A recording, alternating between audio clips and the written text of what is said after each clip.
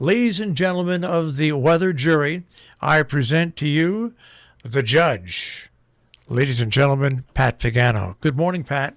I'd rather be the judge and the jury, that's for sure. Are you going to especially in some of these cases? I was going to say, are you going to convict us? Right. Well, no, I don't think I'll do that. But we will have a little bit of sun. Otherwise, clouds are increasing. And today, it'll be mild, 65 to 70. Yay.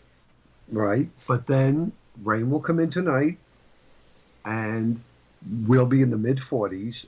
And I don't think we're going to be too much higher than that on Thursday with rain. Some of the rain could be heavy. Now, Thursday night into Friday, especially at higher elevations, the rain will mix with and change over to wet snow. In the higher elevations, we're expecting about 2 to 4 inches. Above 1,500 feet, 4 plus. Keep in mind, it's April, and it's mid-April. And to get snow to accumulate during the day in mid-April is like trying to find a needle in a haystack. Yeah, it doesn't happen very often. It's very, very difficult. If it wasn't April and it was March, I would say that we would be getting 6 plus everywhere.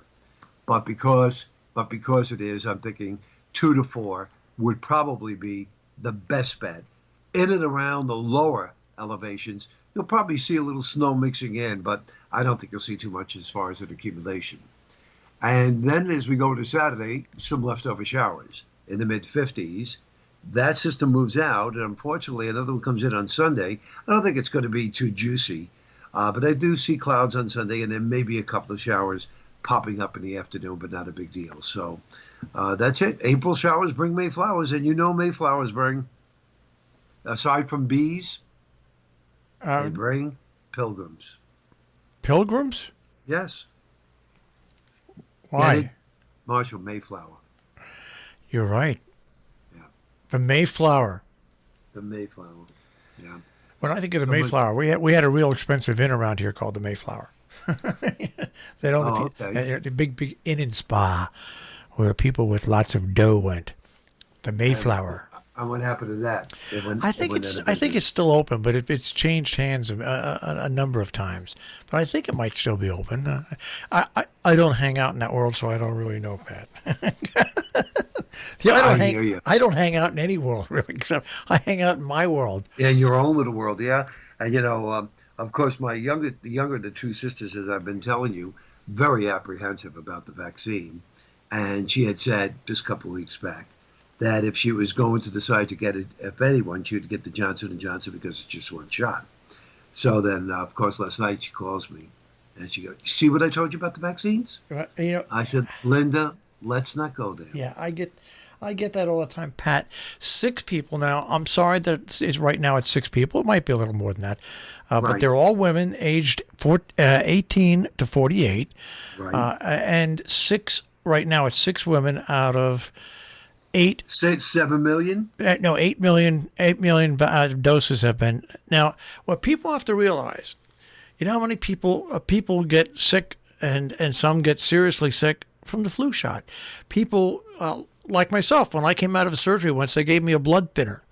The blood thinner actually increased my heart rate so much that they had to take me off that blood thinner and put me on an injectable blood thinner. These things happen in medicine. It's not a absolute perfect science. There's like weather. There's always room, unfortunately, for some adverse effects. And I think what makes this country so good is now, especially now that we have a reinforced Center for Disease Control, and also, now all of a sudden, they don't take a chance. If something like this happens, they'll take something off the market and look and see if they can find out if it's more than 8. And I was trying to tell people yesterday, don't panic. I mean, if you got the shot and you're a week into it, you've got a week and a half it's about a week to 3 week period. If you've got shortness of breath, pains in legs and stuff like that, if you feel like it, then go see your healthcare provider. But it should not prevent you from wanting to get a shot. Now, I know people that don't take vaccines at all. I'm not speaking to those people. Those people have never taken vaccines and they don't want to. I'm not speaking to those people. But to the people who are on the fence, don't let something like this, because you know what? Nobody knows the long-term effects of COVID if you get it. Nobody knows what's going to happen long-term. And no one really knows either what is going to be the effects of long-term vaccination either. But it's still the lesser of the two evils. That's number exactly one. Right. And number two, right now, as far as this Johnson & Johnson thing goes with the, with the blood clots, you have a better chance of getting struck by lightning than you have getting a blood clot from Johnson & Johnson. Now, like I said, I'm not telling people who don't believe in vaccinations. I'm not speaking to those people at all. They have their rights, and they've been living their life that way, and that's their choice. But if you're scared because of some news stories that you hear, don't be scared. I listen. At 68 and overweight, and I had bronchitis when I was a kid, and I missed a year of school, and I have scarred lungs. I just figured that, you know what, I'm going to get the shots, and I did, because I have so many other things that go along with it. Just look at your own health. Speak to your doctor even. Speak to your doctor before you decide not to do it. Just don't overreact. That's the whole thing to people.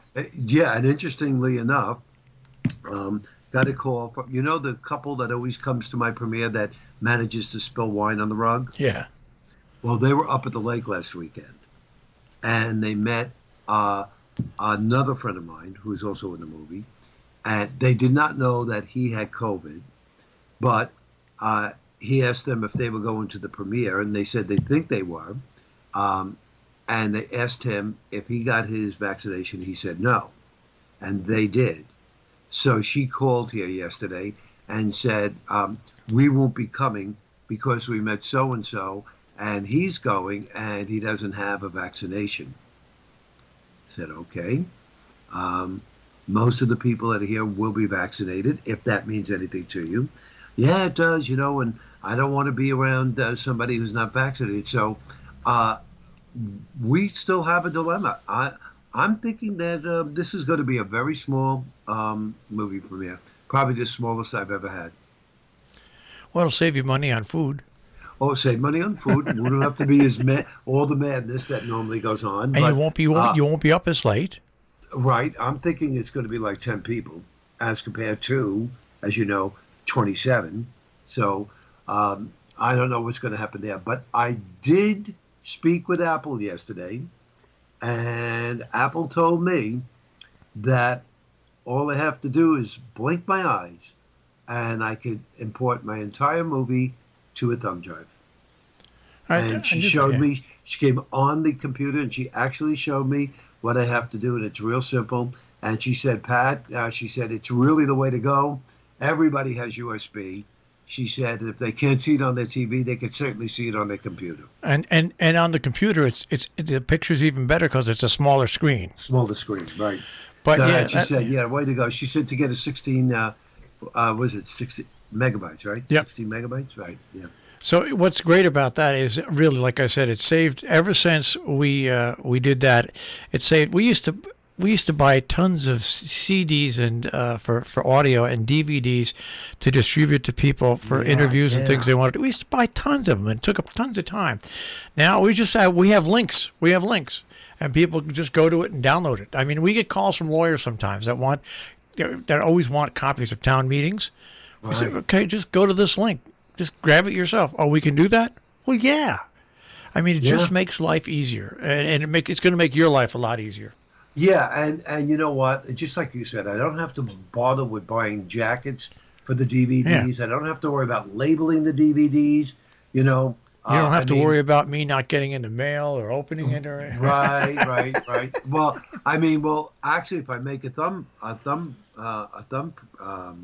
drive, I'm going to have to send you that. No, I'll tell you this. Just you'll let me set it up on. I'll set up a special link for you that you can just upload it, and I'll download it that way. And download it from there. Because my TV, I can play on my 90-inch screen TV. I can just put that link on the hard drive on the TV and watch it on my big full TV. Gotcha. By the way, we have a minute left. Any recommendations on a universal remote? I have too many remotes right now between Fire Stick, TV, audio, cable. I really want to consolidate them, but everything that I read doesn't sound all that easy. It's going to take hours to program it. The only thing you can do is through Comcast, my remote will control everything. All I have to do is push a little button that selects the input I want, and once I get the input I want, I can maneuver around with my Comcast remote. If I go to Fire Stick, once I get onto Fire Stick, then I just have to use the Fire Stick remote. But once I push the input button, I get Fire Stick started. Then I just pick up the Fire Stick remote. Other than that, my remote works with everything. And Fire Stick, once I click it and get to the Fire Stick screen, I'm fine. Then I can use my Fire Stick. So I only have 2 remotes. Right. Well, I don't think the new Verizon remote does that. I'll tell you what. I think you could change the input with it, but I don't know if from the input if we can go around. I'm going to try it, man. I'm going to try it. Nothing beats to be able to try it. It doesn't hurt to try.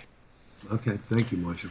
All right, Pat. Well, with that being said, I'll see you with an umbrella tomorrow. Let a smile be with you, and hopefully Friday won't be too bad for us. Let's hope. Okay, take care, Pat. Okay, bye, Marshall.